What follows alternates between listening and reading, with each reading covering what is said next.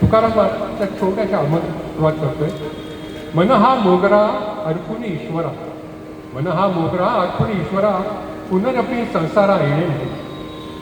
मन हे सेवंती अर्पुनी भगवंती, पुनरपी संस्कृती येणे नाही.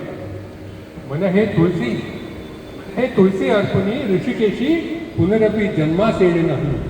तुका म्हणे ऐसा जन्म दिला देवा, तया वास व्हावा वैकुंठी.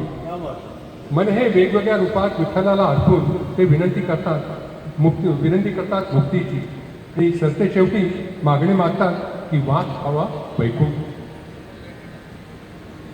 आज महाराष्ट्र मंडळ सादर करीत आहे याची अभंग यात्रा, अभंगवाणी, आणि गायक आहेत पंडित संजीव जागीरदार. व ते ज्यांनी अभंगवाणी हा कार्यक्रम इतक्या उंच ठिकाणी नेला ते भारतरत्न पंडित भीमसेन जोशी यांचे शिष्य आहेत.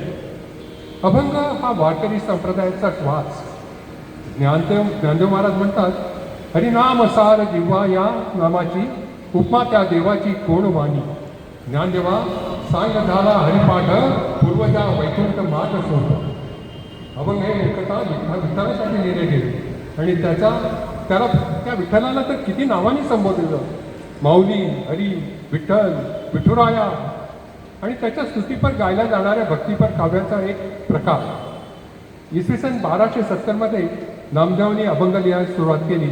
त्यानंतर ज्ञानदेव महाराज, तुकाराम महाराजांनी तर 5000हून अधिक अभंग लिहिले. ज्ञानेश्वर महाराजांची ज्ञानेश्वरी, तुकोबा महाराजांची तुकाराम गाथा. तुकाराम महाराजांनी भक्तीशिवाय त्या काळातील सामाजिक अन्यायावर टीका पण केली होती. अभंगाचे 2 मुख्य प्रकार, लहान अभंग आणि मोठा अभंग. 13व्या शतकातील नामदेवापासून ज्ञानेश्वर ते दामेश्वर आणि ज्ञानेश्वरपासून ते 17व्या शतकापर्यंत नियमापर्यंत अनेक संतांनी अभंग रचना केली. आपण खूप नशिबान आहोत की या सर्व संतांनी एक अनमोल ठेवा आपल्या सर्वांना दिला, भक्तिमार्ग दाखवला. मराठी भाषेला खरे तर अभिजात मराठी भाषेचा दर्जा फार पूर्वीच मिळाला हवा होता. कारण 13व्या शतकापासून या संत लोकांनी लिहिलेले अभंग त्याचे मोल एवढ्या उशिरा कळले नाही असो. म्हणजे आजचा कार्यक्रम आपण सुरू करतो पंडित संजीव जागीरदार यांच्या जय जय रामकृष्ण हरी या गजराने सुरू करतो.